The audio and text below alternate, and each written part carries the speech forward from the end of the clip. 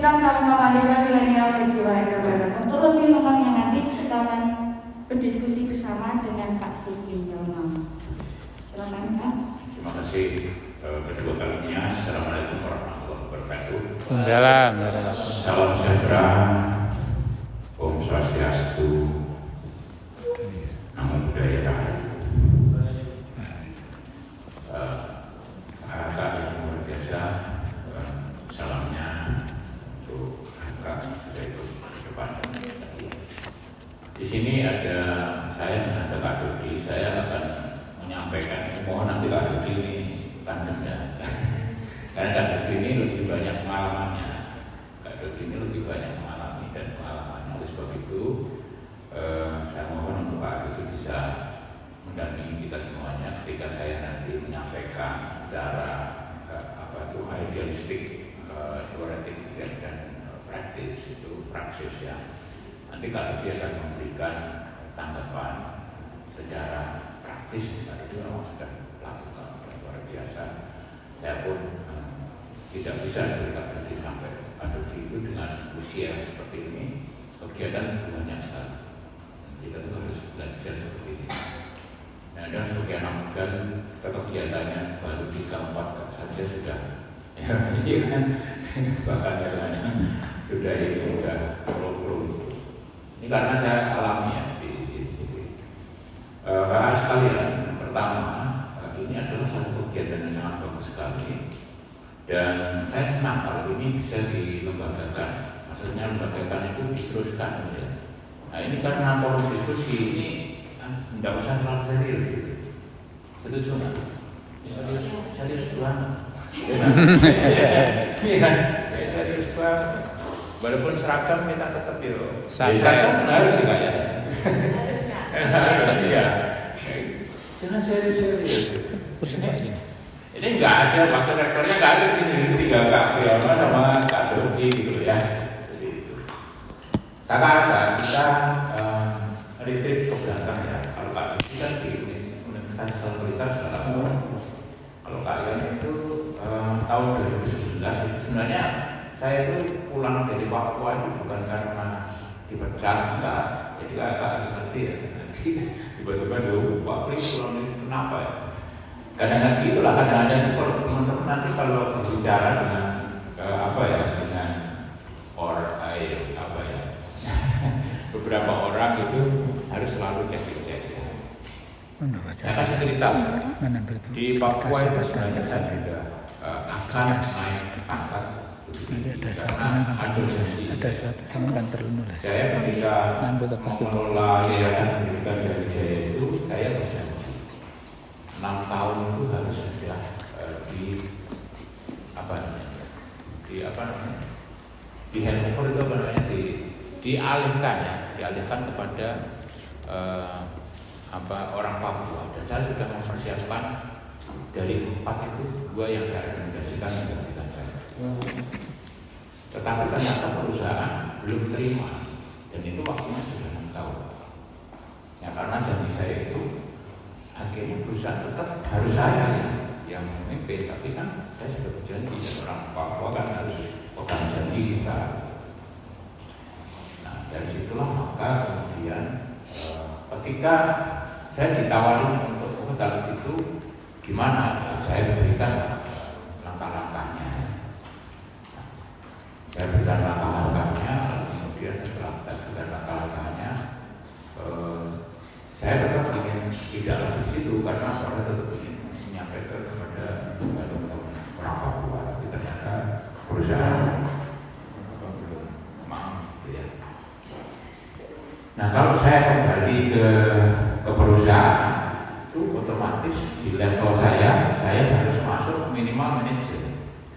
Nah, manajer di semua departemen itu adalah orang-orang yang dulu tahun 98 itu saya latih namanya fast forward. Kita persiapkan menjadi manajer, gitu. Nah kalau saya kembali ke perusahaan untuk menjadi manajer, otomatis saya harus menciptakan satu departemen atau saya mengambil alih salah satu departemen untuk menjadi manajer. Padahal itu kan orang-orang yang dulu sudah salafis. Kan berarti saya tidak setia dalam perkataan saya dan ketika saya melatih dulu. Akhirnya saya nggak mau. Nah, ditawarinlah saya kemudian ini jiwa pramuka ya, kita bicara jiwa pramuka dalam konteks intrapreneur. Saya katakan itu intrapreneur. Padahal itu perusahaan besar. Akhirnya diminta kembali untuk mendampingi presiden itu. Tapi nggak nyaman aja, akhirnya saya minta pulang. Saya resign dari saya Islam. Mereka mengatakan kalau saya resign, saya nanti gajinya tidak dikasih kanan saya. Peraturan itu resign waktu mengundurkan diri dan tidak ada kompensasinya apa ya. Saya tahu itu, tapi akhirnya perusahaan kasih saya kompensasi. Ini contoh saja bahwa sebenarnya saya bekerja masih bisa, tapi saya memang ingin pulang karena apa? Waktu itu saya usia 49 tahun dan saya ingin kembali ke masyarakat. Dan sekarang akhirnya saya bersama Anda, bersama Kak Dodi, alhamdulillah bisa. Harusnya saya pensiun itu harusnya 2 tahun yang lalu. Kalau saya 2 tahun lalu baru pensiun, mungkin saya susah ya. Jadi ingin bergerak di masyarakat susah. Kalau sekarang ya sudah di organisasi sudah banyak. Nah ini artinya apa? Dalam konteks jiwa wirausaha itu sebenarnya kita selalu ada komitmen ya. Janji itu adalah komitmen dan selalu ada resiko. Itu jiwa wirausaha. Wirausaha kita mesti mengambil risiko. Orang mau mengatakan apapun kepada kita, yang nggak salah kita dengarkan. Tapi sesungguhnya siapa yang sangat betul-betul berhubungan langsung dengan kita terhadap kehidupan kita dan bagaimana kita berinteraksi dengan lingkungannya. Ya itu adalah Tuhan yang Maha Kuasa. Ketika Tuhan tidak marah sama kita, ngapain kita memperhatikan orang-orang yang marah sama kita? Padahal kita tidak punya urusan dengan mereka. Nah oleh sebab itu teman-teman pramuka, kalau ada satu informasi harusnya kita lakukan yang kita sebut dengan triangulasi. Itu penting sekali. Jadi nanti ini hubungannya dengan bagaimana kita berpikir mindset wirausaha. Nah sekarang saya coba untuk menganalisis di pramuka itu sendiri secara singkat saja. Nanti ini pancingan buat teman-teman. Saya ingin tanya, ini teman-teman ini kelahirannya, ini kelahirannya. Ini rata-rata lahir tahun berapa? 2001. 2001 berapa? Banyak. 2001, 2002, ada juga. 2000 Kak. 2000. 2003 juga. 2000 Kak. 2000 ya, 2 ya. Oke. Terus kemudian 99 ada nggak? Nggak ada ya. 2000 sampai 2001. Nah, itu ingat-ingat dulu Kak ya. Jadi 2000 ada 2, kemudian 2001 lebih banyak ya, 2002 cuma 4 ya. Nah itu ingat-ingat dulu ya. Oke, kita akan masuk ke sini, akan kita bicara tentang pramuka merdeka milenial jiwa yang benar. Oke, kita diskusi aja ya. Pada akhir sesi ini kakak saya ingin kakak mampu menemukan tradisi merdeka yang bersifat wirausaha. Itu sebenarnya ada yang enggak. Ada yang PowerPoint-nya sebenarnya itu. Nah, sebelum itu tadi ada PowerPoint-nya. Kelihatannya. Oke, nggak apa-apa. Jadi itu bisa dinaikkan dari slide pertama ya. Nah, oke. Jadi kakak mesti mampu melakukan refleksi diri. Nah, kita sebagai pramuka itu namanya Pandega. Pandega itu kan sejarahnya kan gini loh, Pandega itu sejarahnya kan setelah penegak dalam konteks kemerdekaan itu ketika kita menegakkan kemerdekaan, kita Mandega ini mengisi apa ya, mengisi kehidupan ini setelah dalam zaman kemerdekaan itu kan. Tapi sesungguhnya apa ya, saya disebut tantangan dirimu itu lebih banyak daripada tantangan saya dengan Kak Dodi gitu. Saya dengan Kak Dodi itu Mardikani mengisi kemerdekaan itu bisa jadi dengan cara-cara yang ketika kami masih remaja, karena itu juga di RKPBI itu saya ingat sekali dulu RKPBI juga ada betul sekali dengan masyarakat untuk yang mengisi kemerdekaan. Jadi kita Mardikani mengisi pembangunan. Nah, pembangunan saat sekarang kan dulu kan tantangan lebih banyak daripada kami. Karena Indonesia itu sekarang sebenarnya masuk dalam dalam sebuah, mungkin diri nggak merasa ya. Tapi kalau kita yang seperti Budi saya yang pernah membaca bukunya Alvin Toffler, ya, John Naisbitt, kenapa kok orang Inggris ya? Nanti kalau saya kasih buku-bukunya orang Jawa itu ya, nggak ada dia. Ya, Romo Warsito ya kita baca juga. Iya. Gitu. Ulta Jemur. Ulta Jemur itu sampai 11 ini kita baca juga. Nanti menghindari kita baca. Jadi ada dua buku yang terkenal pada tahun 71 yang ditulis oleh Alvin Toffler. Ini kalau buku tertutup sosial istilahnya. Bukan bukunya, jadi ini ahli sosial. Yang satu itu bukunya namanya The Third Wave, yang satu itu adalah Culture Shock. Nah kita tahun 71 sudah diingatkan. Kita sekarang ini masuk di area itu. Kita itu sekarang masuk di satu zaman yang Anda sendiri tidak merasakan. Indonesia itu masuk pada collision atau apa yang kita sebut dengan benturan zaman ada tiga. Yang pertama itu adalah kalau perkembangan dunia itu dulu kan tahun 18-an di barat itu kan pertanian itu kan itu berkembang pesat. Dan sesungguhnya Indonesia yang sudah luar biasa di kerajaan. Kenapa orang-orang barat juga datang ke Indonesia untuk belajar? Sebenarnya harusnya kan budaya itu kita munculkan dari Nusantara harusnya. Tapi ternyata kita tidak cukup kuat pada saat itu sehingga kita bisa dijajah selama banyak sekali ya, karena 60 tahun. Tapi kalau kita berbicara tentang sejarah peradaban industri, itu dulu kita mengenal namanya zaman agraria, agriculture era. Lalu nanti sebelum tahun 1990 itu terjadilah apa yang kita sebut dengan revolusi industri yang pertama dengan adanya revolusi industri yang pertama itu muncul dengan ditandai apa? Itu dulu kan ada yang namanya kan kereta uap ya. Nah itu sudah mulai masuk ke zaman industri. Nah di tahun 1930-an itu negara-negara barat itu sudah masuk ke zaman revolusi industri yang kedua. Ya. Lalu kemudian kita sekarang mengenal misi-misi itu sebenarnya bagian daripada manajemen saintifik ya, manajemen ilmiah. Manajemen ilmiah itu tumbuh karena adanya revolusi industri kedua di mana harus ada efektivitas dan efisiensi. Tapi pada saat itu Indonesia masih berjuang untuk bisa merdeka. Dan Bung Karno pada saat itu tidak ikut negara untuk mengikuti revolusi industri kedua.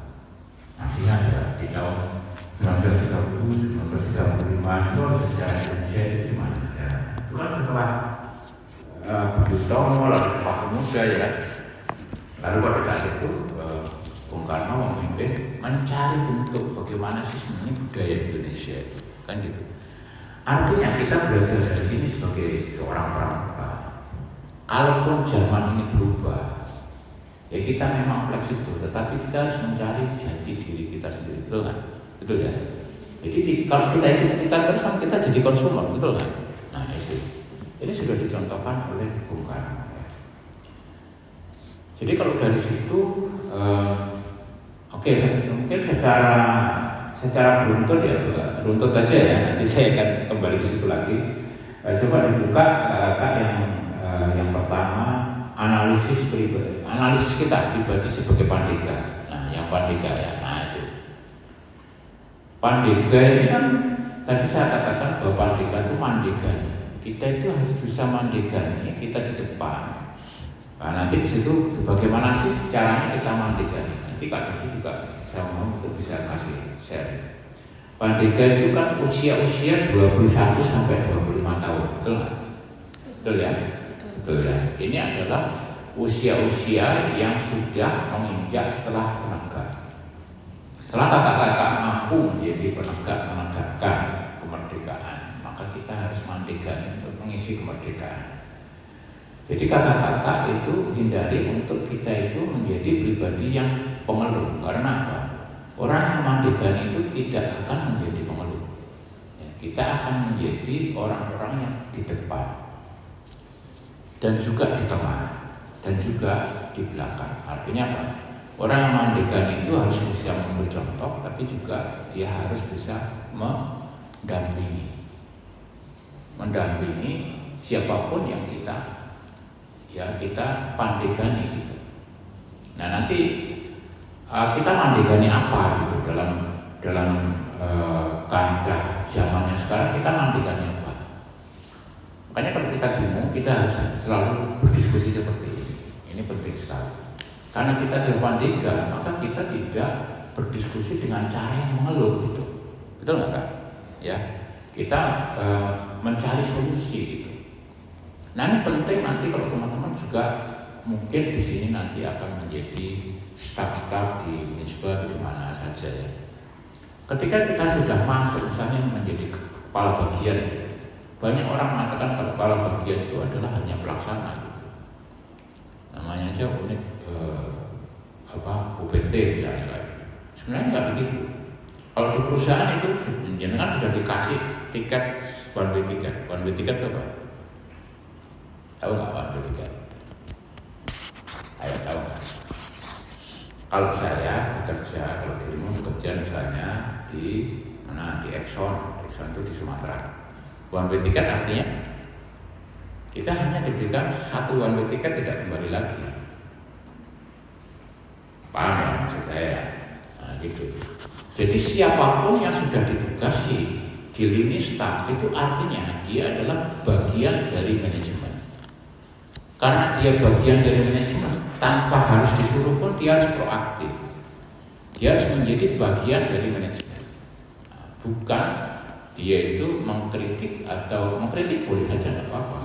Tapi diskusi seperti ini, kritik itu harus diarahkan kepada sebuah solusi. Nah, gitu Kak ya. Nah, ini saya loncat-loncat, tapi ini saling berhubungan. Kenapa demikian? Karena usia-usia 21 sampai 25 tahun itu adalah usia-usia yang produktif, betul nggak? Ya. Ini usia produktif, dirimu itu usia produktif. Kalau belum ada pekerjaan, nggak usah kita merasa bingung, enggak. Ini usia produktif. Allah kasih Anda kekuatan. Selalu kalau di Jigo itu saya memberikan kunci-kunci, ada 5 kunci pokok terhadap diri kita. Kenapa saya sharing seperti ini? Karena saya dulu juga orang yang nggak punya, berasal dari di bawah nol, dan saya suatu saat oleh Allah diberi kesempatan untuk bisa membayar pajak sampai ratusan juta. Lalu kemudian saat ini juga saya di perjalanan Allah nggak bisa bayar pajak ya Kak Dodi. Ya kan kita tadi dosen nggak bayar pajak ya karena apa? Gajinya juga. Ya, tidak wajib karena apa? Kurang dari yang dipersyaratkan. Tapi enjoy saja, bahagia saja nggak apa-apa tuh. Nah, teman-teman kan lihat ya, tiap hari kita. Nah, itu artinya apalagi Kak Dodi, kita belajar banyak di Kak Dodi. Jadi teman-teman sekarang itu ada di usia produktif. Kenapa saya berbicara ini? Karena apa? Indonesia saat ini masuk di satu era di mana Indonesia itu memiliki apa yang disebut dengan bonus demografi. Bonus demografi kita itu sekarang meningkatnya usia produktif. Meningkatnya usia produktif itu ada bisa menjadi tantangan juga, tapi bisa menjadi apa? Peluang ya. Kalau kita semuanya nganggur kan berat, betul nggak? Kalau kita semuanya ngeluh kan repot kan gitu. Nah, tapi teman-teman milenial, saya berharap ya ini betul-betul milenial karena tahun 2001 Kak Dodi. Tapi nanti kita lihat lah, kita lihat ya. Itu jadi saya kembali lagi, saat ini kita masuk di era di mana Indonesia memiliki bonus demografi dengan jumlah generasi usia produktif yang banyak sekali. Nah, teman-teman pramuka ini yang harus mandikan.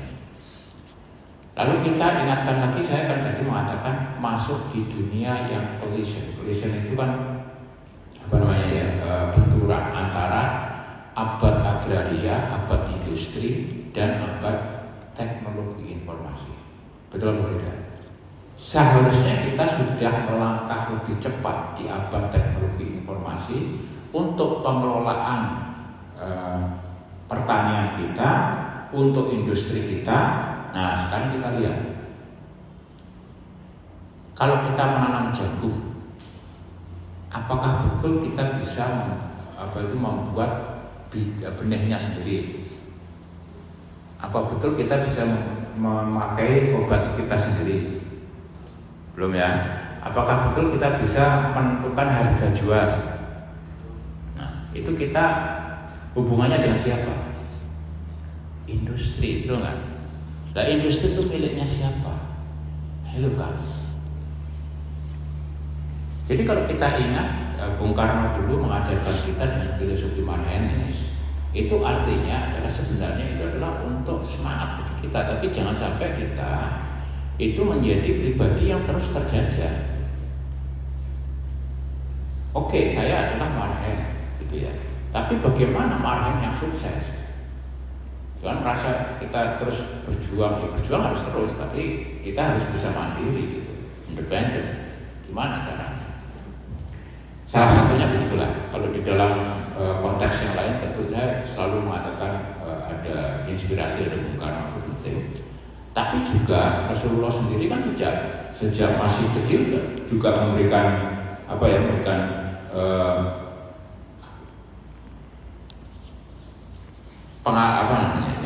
teladan bagi kita.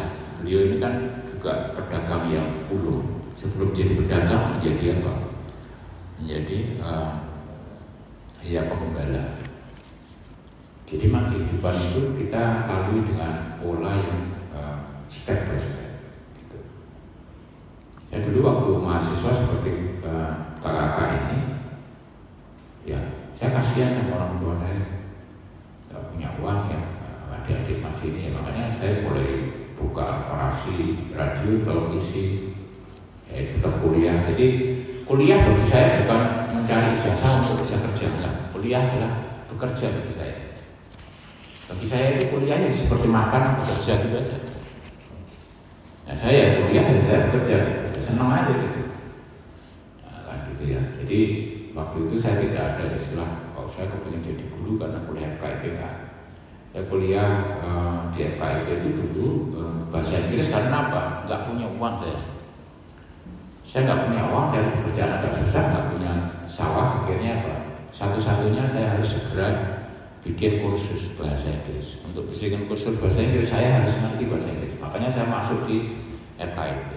Nggak punya duit, orang tua saya nggak kasih duit, ya saya jadi buruh boleh lah apa-apa. Yang penting SPP sudah selesai, saya tidak bisa pernah nunggak juga, nggak pernah minta juga beasiswa. Ya, enjoy aja gitu, ya kan? Lalu kemudian ketika semester 2 saya sudah bisa berbahasa Inggris, saya buka itu kursus gitu. Ya. Ini usia produktif teman-teman. Tadi saya mengatakan Indonesia masuk dalam zaman industri, pertanian dan teknologi informasi menjadi satu sehingga kita ini menjadi gagah budaya.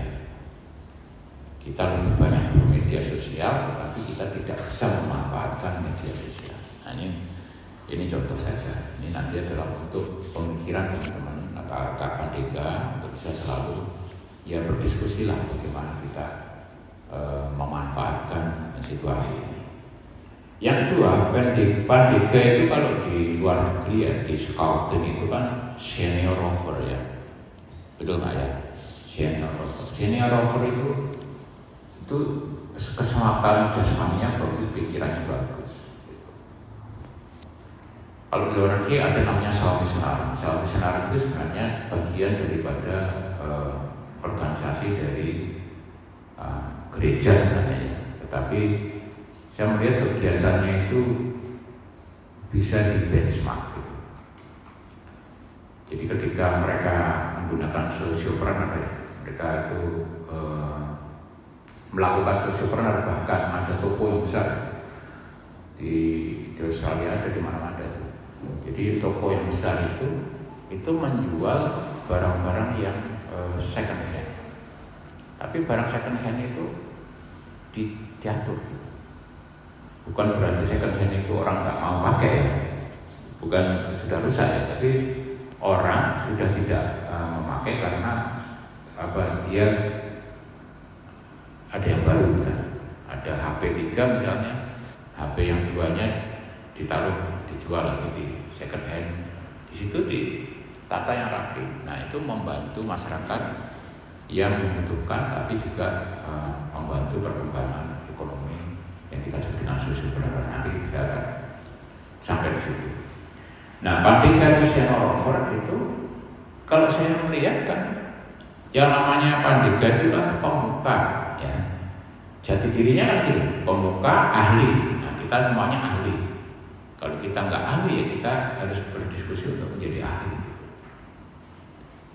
Dan kalau kita melihat dari Trisatya dan Dasa Dharma, itu jiwa entrepreneur itu sudah ada di situ. Nah, Kak Budi nanti secara praktis bisa memberikan arahan ini ya. Nah, kalau kita melihat lagi, teman-teman ini kan di Pandega ada perkemahan, 2 perkemahan itu, Wirakarya dan Bakti, betul kan? Nah, bagaimana kita memanfaatkan perkemahan Wirakarya dan Bakti itu menjadi embrio, bukan sekedar untuk pembinaan, bukan, tapi itu adalah sebagai media bagi kita untuk mengembangkan entrepreneur. Ya, dan entrepreneur itu adalah kita nggak punya apa-apa, tapi kita mengerjakan pekerjaan orang lain, tapi kita yang memiliki hasilnya. Atau kita ini sebagai karyawan itu entrepreneur. Kalau teman-teman jadi karyawan ya mentalnya jangan dalam tanda kutip, saya mohon maaf ya, kita semuanya ya buruh ya, boleh ya. Tapi kalau Anda sudah masuk di perusahaan, Anda akan tahu. Ya, kadang-kadang saya debat sama dosen. Tapi dosen yang diajak berdebat tidak pernah di industri bagaimana? Ya, jadi saya seperti badminton dengan saya bisa badminton pinter, tapi situ masih mau berlatih kan gitu. Kalau saya bicara karena di industri saya 15 tahun di industri dan itu cukup lama. Dan industrinya bukan industri saja, multinasional. Dan saya bukan sebagai buruh, sebagai staf biasa. Ketika saya masuk pertama kali sebagai konsultan, langsung tahun berikutnya saya menjadi bagian dari manajemen. Terus begitu sampai sebagai general superintendent. Jadi saya tahu sebenarnya. Oke, kita semuanya eksekutan, kita semuanya buruh, tapi mental kita itu harus bisa menjadi mentalitas yang profesional. Itu maksudnya. Ya. Itu penting sekali. Nah, karena apa? Karena kita ini adalah pemuka, ahli. Mandega. Kalau kita mengeluh, jangan ditunjukkan mengeluh dengan penegak misalnya. Oh, kita kok ada kesulitan, tapi ada teman-teman penegak yang bisa menyelesaikan masalah. Ya kita ajak bicara saja, kita memfasilitasi untuk apa? Untuk menemukan solusi. Bukan kita ikut mengeluh, betul kan? Itu namanya apa? Involved but not dissolved. Kita itu terlibat dalam situasi masyarakat apapun, tapi ojo lalu, Nah, ini sebelum saya masuk ke entrepreneur tadi ya. Nah, Trisatya sama Dasa Dharma itu sudah mengajarkan kita jiwa entrepreneur seperti itu. Kakak pasti tahu lah ini kita memancing gitu. Nah, di perkembangan karya dan bakti itu kakak pikirkan jiwa entrepreneur dan aksi entrepreneur apa yang bisa kita kembangkan yang sesuai dengan tuntutan zaman sekarang. Jadi wirakarya camp itu bukan sekedar wirakarya untuk pembinaan lalu kemudian kita karya bakti di masyarakat, enggak. Justru itu untuk entrepreneurial camp. Gimana sih caranya itu? Nah ini bukan forum diskusi. Saya lanjutkan. Nah sekarang kakak-kakak tadi kan sudah saya dilanjutkan kak itu kakak itu lahirnya tahun berapa ya? 2001. Berarti kakak sebenarnya bukan generasi milenial tuh. Ya lihat, coba berikutnya ya. Nah, kakak-kakak sudah bukan generasi milenial lagi. Nah, ya. Berarti apa itu? Generasi Z. Iya, generasi Z. Anda itu bukan generasi milenial lagi itu. Generasi Z kakak. Ya. Nah, adik-adik kakak mungkin pandega penegak, ya kan, siaga itulah.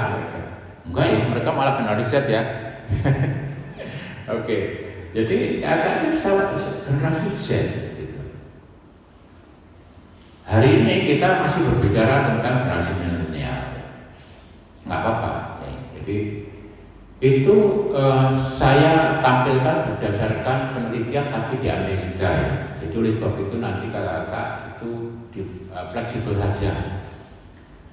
Karena kakak-kakak itu menganggap dirinya milenial, tapi saya ingin masukkan ke generasi Z ya. Gimana sih sekarang ini kita sebagai pandega, sebagai ahli, sebagai yang mandegani memahami jati diri kita bukan. Ciri-ciri khasnya kalau di Amerika itu seperti itu, apakah nanti kita lihat aja ya. Jadi teman-teman pikirkan. Ini saya langsung masuk aja ke generasi Z ya. Tapi gini, kita mulai dulu dari generasi milenial dulu. Berdasarkan penelitian, generasi milenial itu mudah menerima perubahan. Nah, sekarang kakak-kakak menerima perubahan itu mudah apakah lebih banyak mengeluh gitu kalau ada perubahan? Kira-kira ya, pikirkannya orang saya jawab ya, pikirkan ya. Dalam dirimu ada perubahan itu Anda mudah untuk melihat beradaptasi atau tidak? Mudah. Gimana kak? Menurut saya mudah beradaptasi untuk ya. Karena dari jarak antara generasi atau muda atau milenial bersama generasi kami itu perkembangan zamannya sudah berbeda kan. Misal pada perkembangan zaman generasi Y kan, zaman itu kan mungkin alat komunikasi menggunakan yang ada di warung Telkom. Nah, sedangkan dengan kami kan berbeda kan, kami sudah menggunakan smartphone atau gadget. Nah, di sini berbeda. Perbedaannya jelas karena dari generasi kakak-kakak generasi Y dan Z itu sudah terbiasa dengan masa mudanya itu menggunakan warung Telkom. Sedangkan kami mungkin merasakan warung Telkom itu, saya merasakan waktu kecil usia 5 tahun itu merasakan, setelah itu sudah kalah dengan telepon seluler dan lanjut ke smartphone. Jadinya secara pembiasaan menurut saya generasi kami itu sudah sangat mudah untuk menerima. Ya, oke. Jadi itu ya.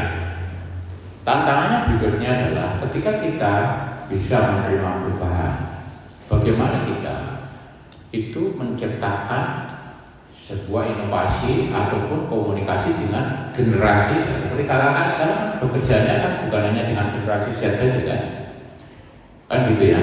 Nah itulah bagaimana nanti kakak bisa melihat. Nah, curiosity ya, rasa ingin tahunya tinggi ya, suka umpan balik. Tapi kalau misalnya gini deh, teman-teman yang kalau pandega saya yakin Anda itu bisa. Tapi kita ini kan mandegani itu artinya ya kita akan melihat tuh ada kadang-kadang orang-orang muda ya, orang-orang muda dikasih umpan balik itu marah. Contohnya ya, ada nggak gitu? Ada hard feeling ya. Iya ada hard feeling. Padahal itu generasi milenial nggak gitu. ya didengerin, nggak usah baper misalnya ya. Itu kalau generasi saya memang ya gitu, suka baper, nanti ngomong sama temennya lagi kan gitu ya. Kalau kita mestinya nggak begitu. Kalau di perusahaan kami biasa aja. Sekarang kita itu, saya kerja ya, contohnya ya, saya kerja, saya punya anak buah namanya Greg Graham dari Australia. Marah, saya atasannya pun dimarahin, nggak masalah bagi saya. Nah, akhirnya kita cari solusi, setelah kita cari solusi selesai, nggak ada masalah ya. Sekarang kita berdebat, nanti sore kita minum bersama di namanya lupa lelah. Kopinya itu warung kopinya namanya lupa lelah. Gak masalah, besok kerja lagi gak masalah. Nah, apa yang kakak-kakak lihat di sini misalnya masih baper, ya nanti ingat lagi, wow, itu gak jiwa wirausaha kan? Itu akan menutup kesempatan kita. Biasa kita sudah ngomong itu kan tidak bisa ditarik lagi, betul nggak? Iya kan? Bicara itu yang bisa kita lakukan adalah ketika kita keliru. Tadi Kak Nino sudah mengatakan bahwa kita itu terbuka dengan perubahannya. Tapi dalam perubahan itu kadang-kadang kita bicara kan menjadi salah ya, menurut orang lain ya gitu ya. Nah itu tinggal kita berkomitmen aja. Apalagi sekarang ada undang-undang ITE. Undang-undang ITE itu menurut saya kok lebih banyak digunakan untuk bertengkar malah. Padahal harusnya kan kita bicara itu selesai, betul nggak? Kan gitu. Oke. Jadi teknologi tadi Kak Nino sudah katakan ya. Tapi yang paling penting bagi kakak-kakak, lihat ya, generasi Z ya, itu yang saya tandai yang hurufnya besar, shrewd consumers. Apa itu shrewd consumers? Kira-kira ada nggak yang tahu? Ayo Kak Nino, apa shrewd consumers itu? Apa? Itu yang penting ya, dan kesepian karena banyak online-nya. Dua hal itu tentu dirimu bisa menyangkal ya, tapi itu penelitian di Amerika. Orang terlalu banyak online bahkan di rumah terus dan akhirnya dia kesepian, dia adalah sendiri, dan itu menyebabkan adanya kompleksitas mental, kesehatan mental. Nah, sebab itu tugas kakak-kakak nih sebagai pandegan mengantisipasi ini terjadi di lingkungan kita. Yang kedua, shrewd consumers. Shrewd consumers itu adalah dia itu mengikuti brand. Dia lebih banyak berbelanja daripada dia menciptakan dan menjual. Itu dia banyak mengikuti brand-brand yang baru dan mudah meninggalkan produk yang dia nggak sukanya, nggak update gitu. Dari sisi kewirausahaan itu menjadi peluang bagi kakak-kakak. Tapi dari sisi perilaku pemuda kita itu menjadi tantangan bagi kakak-kakak. Nah itu ya, nanti ini digunakan sebagai, saya nggak jelaskan secara detail, nanti digunakan untuk diskusi ya. Tadi sudah saya pancingkan, sudah mulai panas tuh. Ya. Oke, kita lanjut ya, perkemahan Pandega. Saya berharap, nah ini saya kasih pancingan lah dirimu ya. Saya berharap perkemahan Pandega, wirakarya dan bakti itu bisa kita manfaatkan dalam konteks strategi entrepreneur saat ini, gitu loh Pak ya. Seperti apa? Wirakarya dan bakti ini sebenarnya kan bisa kita kembangkan menjadi sosiopreneur, betul nggak? Betul Pak? Sosiopreneur itu contohnya apa sih Kak? Lanjut Kak. Ya. Apa sih sosiopreneur itu? Sebagai contoh, sosiopreneur.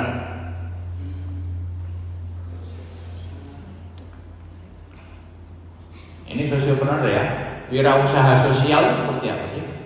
Menggalang dana.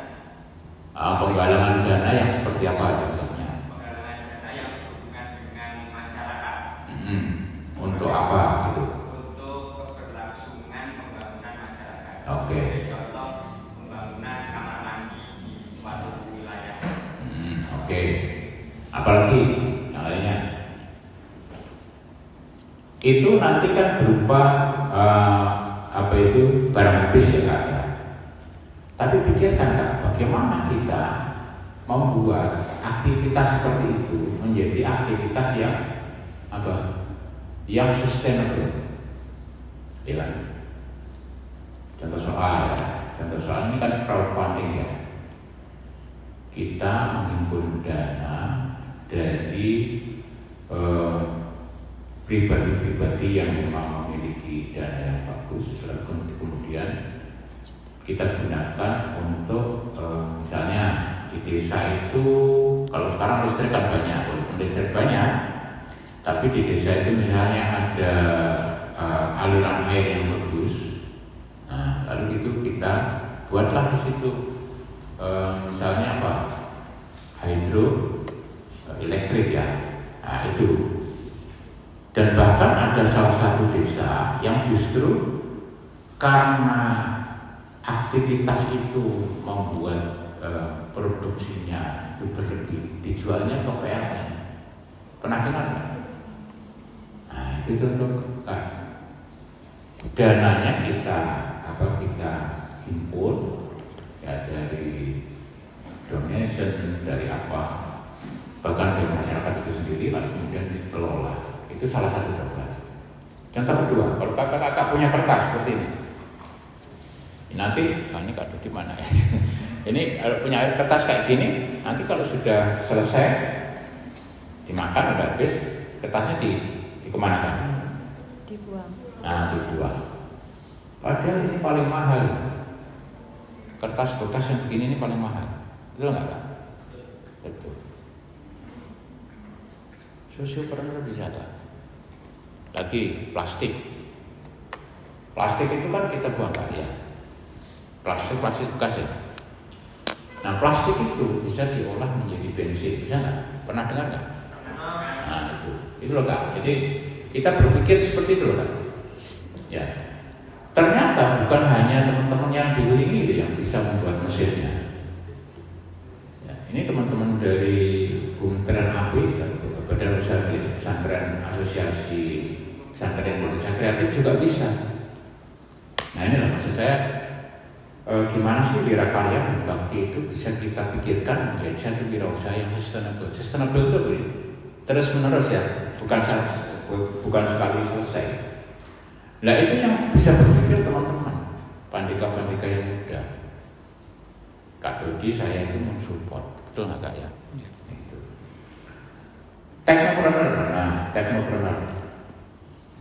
Teknopreneur itu kan ada digital, ada yang tepat guna, betul ya? Nah, itu.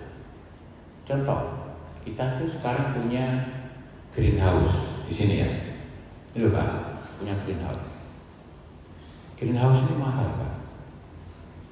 Kita itu membeli tempatnya sampai 100 juta. Tapi kalau untuk sosiopreneur, untuk kewirausahaan di daerah kita kan jadi itu kan jadi modal besar.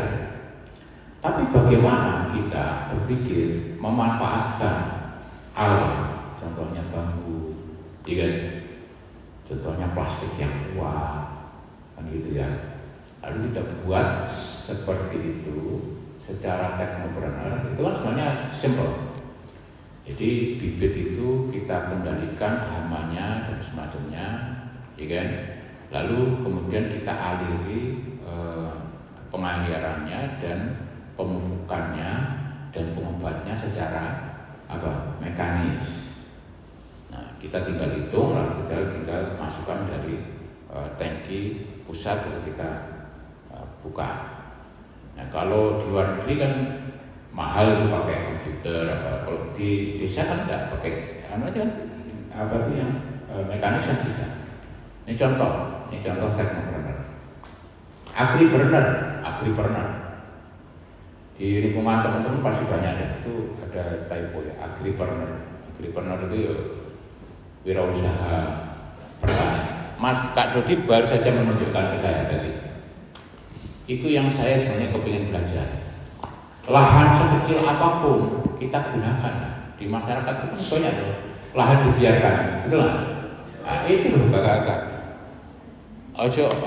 Maksudnya ya gini loh. Tidak usah kita menunggu sakawana bakti ya.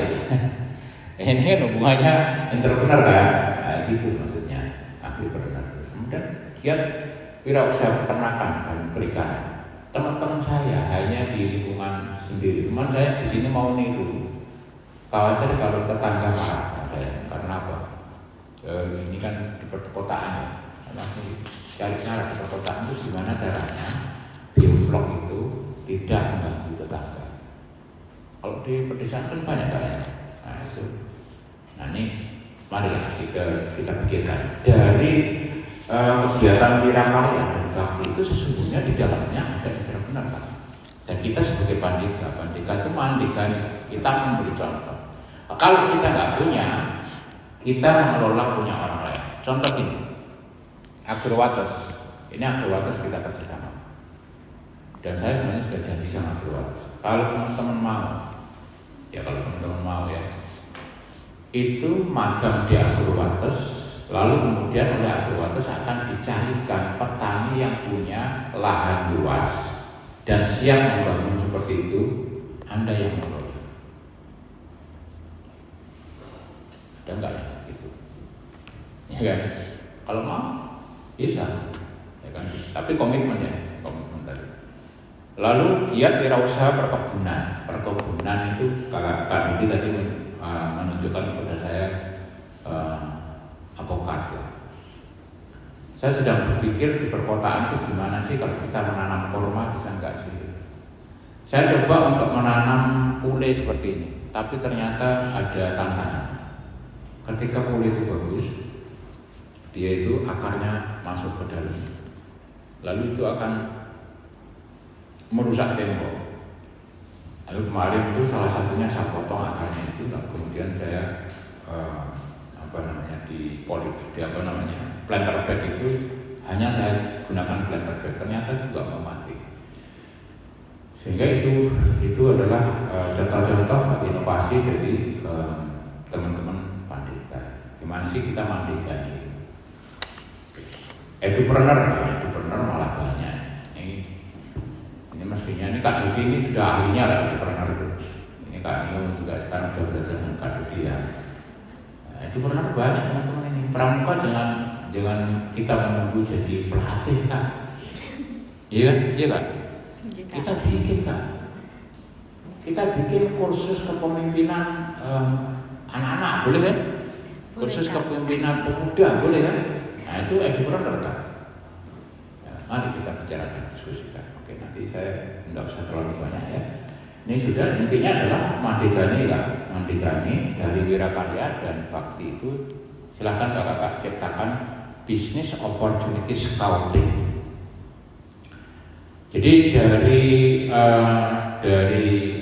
scouting kita ini, Pandika Scouting, kita apa? Bermetamorfosa menjadi business opportunity scouting. Nah, monggo Kak. Jadi ini nanti untuk diskusi ya. Nanti Kak Rudi bisa menambahkan. Oke, contoh-contoh saja Kak. Ini Kak Reza, petani milenial durian di mana nih? Berikutnya Kak. Ya. Nah, contohnya. Nah, itu contohnya Kak. Ini masih muda ya Kak Reza dari Garut. Nanti saya juga akan mengundang Kak Dio dari Jawa Barat yang sudah punya sapi 1.300 sapi dengan 300 plasma. Masih muda, masih 26 tahun. Ini contohnya ya. Ini sebenarnya kan dari mainan kecil, ini adalah pembibitan durian dan akhirnya menjadi pebisnis bibit durian. Nah, ini saya kasih gambar yang unik juga ya. biar nggak terlalu tegang ya. Ini sebenarnya ini situasinya di Madura ya. Ini adalah teman-teman milenial yang milenial atau generasi Z ya. teman-teman muda lah, teman-teman muda yang bergerak di bidang peternakan kambing.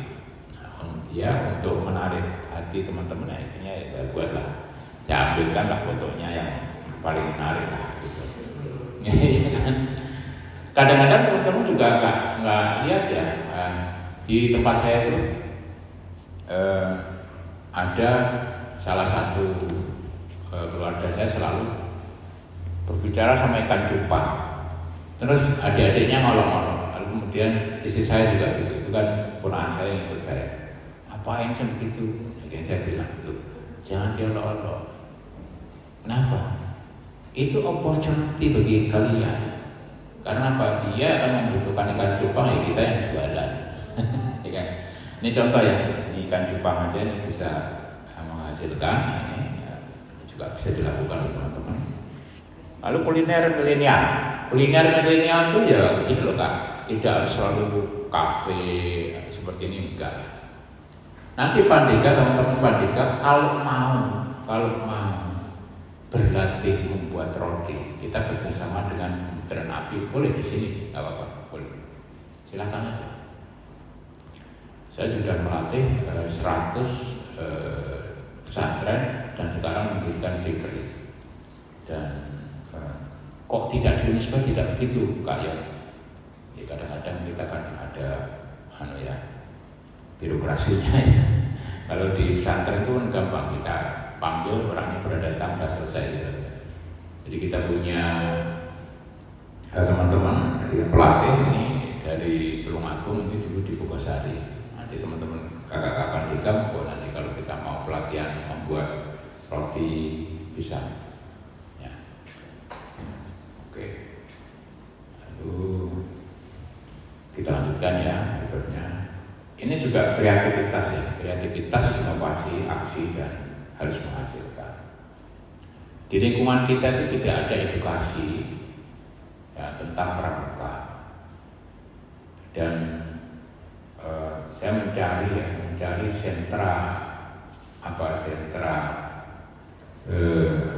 layanan souvenir maupun bahan-bahan pramuka itu belum ada.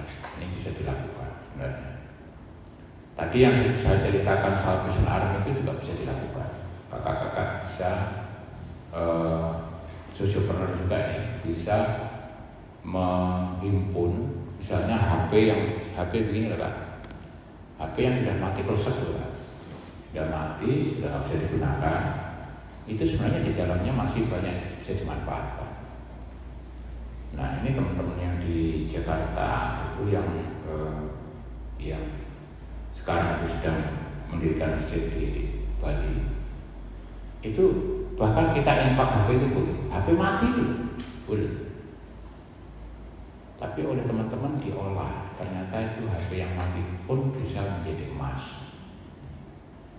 Ya, bisa diambil. Karena banyak ya, saya diambil mas. Itu contoh ya, jadi akhirnya menjadi sebuah nilai yang berharga untuk pembangunan masjid itu. Nah kalau minggu itu biasanya, ini Kak Dudi belum saya kasih share ya. Minggu itu kami biasanya Zoom ya. Zoom itu wisata keliling dunia. Biasanya kita ketemu para duta besar Indonesia di luar negeri. Itu dengan teman-teman ya ini yang namanya organisasi lembaganya itu adalah Pejuang Subuh Masjid Pondok Indah. Saya ikut di dalamnya, makanya saya belajar. Akhirnya banyak juga teman-teman kita dari Jogja yang sukses untuk berwirausaha sampai ke luar negeri ekspor ya itu, dan juga akan saya undang untuk berbicara di sini tapi online. Bukarida. Nanti yang dari Bandung seperti Kak Dio juga mau saya undang. Jadi itu kakak-kakak. Nah pertanyaannya adalah bagaimana gimana sih jiwa-jiwa entrepreneur tadi kita wujudkan dalam aksi dan tindakan. Nah itulah mari kita diskusikan. Dan karena berhubungan dengan aksi dan tindakan yang sudah melakukan Kak Dodi, saya itu lebih banyak berfilantropi Sekarang ini saya punya, kalau mau bekerja sama dengan saya punya 22 sertifikasi. Training 22 sertifikasi. Kalau teman-teman mau bersama-sama memasarkan sama saya, nanti master trainernya saya, karena itu saya sudah tersertifikasi 22. Di antaranya adalah hypnoteaching, public speaking, NLP. Tapi memang sertifikasinya itu paling murah, itu adalah hypnoteaching 287 kalau tidak salah. Yang lainnya mahal, 600 sampai 1.500.000. Ya, nah, itu contoh saja. Dan saya membantu teman-teman di pesantren, di Unisba ya pelan-pelan kita gerakkan bersama. Oke, ini adalah pertanyaannya bagaimana. Monggo nanti Kak Moderator untuk dilakukan diskusi. Nanti sudah saya pancing dengan Kak Nio ya. Sebelum saya tutup pembicaraan saya, tanggal 3 dan 4 itu nanti kami akan kedatangan dari Universitas Negeri Solo untuk belajar Entrepreneur University. Di sini Kak Nio pas di sini. Saya minta nanti Kak Nio ketemu saya. Jadi saya minta untuk bisa diwawancari mereka. Ada 2. Nanti salah satunya adalah dari pertanian. Mahasiswanya ada 2, nanti Kak Nio sama yang dari pertanian. Lalu alumninya insya Allah nanti Kak Yahya ya alumninya. Nah, sisi lain nanti akan lebih banyak berbicara dengan saya dari UNS Solo. Jadi kita UNS Solo aja mau datang ke sini. Lalu bagaimana dengan kita? Pertanyaannya gitu ya. Baik, terima kasih. Nanti Kak Budi mau nanti lebih banyak untuk praksisnya. Assalamualaikum warahmatullahi wabarakatuh.